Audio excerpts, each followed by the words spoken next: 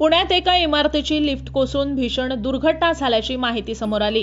पुण्यातल्या वाघोली परिसरात एका इमारतीमध्ये लिफ्ट कोसळली। सायंकाळी 6च्या सुमारास ही भीषण घटना घडली। वाघोलीतील अर्बनो नावाच्या आलिशान सोसायटीमध्ये हा प्रकार घडल्याची माहिती मिळाली आहे। अपघातावेळी या लिफ्टमध्ये 3 महिला, 2 पुरुष आणि 1 लहान मुलगा असे एकूण 6 जण होते।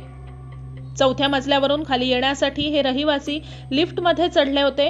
लिफ्ट सुरू झाल्यानंतर दुसऱ्या मजल्यावर येताच अचानकपणे ही लिफ्ट कोसळल्याने लिफ्टमधील रहिवाशांमध्ये भीतीचं वातावरण निर्माण झालं। मात्र कुठलीही जीवितहानी या घटनेमध्ये झालेली नाहीये। ही संपूर्ण घटना लिफ्टमधील सीसीटीव्ही कॅमेऱ्यामध्ये कैद झाली। या घटनेमुळे इमारतीमधील रहिवाशांमध्ये लिफ्टच्या सुरक्षिततेबाबत चिंता व्यक्त केली जाते।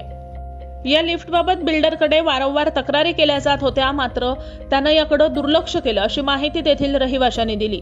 त्यामुळे या सोसायटीमधील रहिवाशांनी बिल्डर विरोधात पोलिसांमध्ये तक्रार करून त्याच्यावर कठोर कारवाई करण्याची मागणी केली आहे। रहिवाशांनी दिलेल्या माहितीनुसार इमारतीचा ताबा घेतल्यापासून इमारतीतील लिफ्ट नीट काम करत नव्हती। लिफ्टमध्ये वारंवार बिघाड येत होता। त्यामुळे रहिवाशांना मोठ्या अडचणींचा सामना करावा लागत होता। विशेषतः ज्येष्ठ नागरिक, महिला आणि लहान मुलांना याचा जास्त त्रास होत होता। 14 सप्टेंबर रोजी सायंकाळी 7 वाजता चौथ्या मजल्यावरील रहिवासी खाली येत असताना लिफ्ट अचानक जोरदार ग्राउंड फ्लोअरवर येऊन आदळली। या अपघातापूर्वी 2 वर्षांपासून आम्ही वारंवार बिल्डरकडे या लिफ्टच्या दुरुस्तीसाठी मागणी करत आहोत, मात्र बिल्डरनं याकडे अजिबात लक्ष दिलं नाही।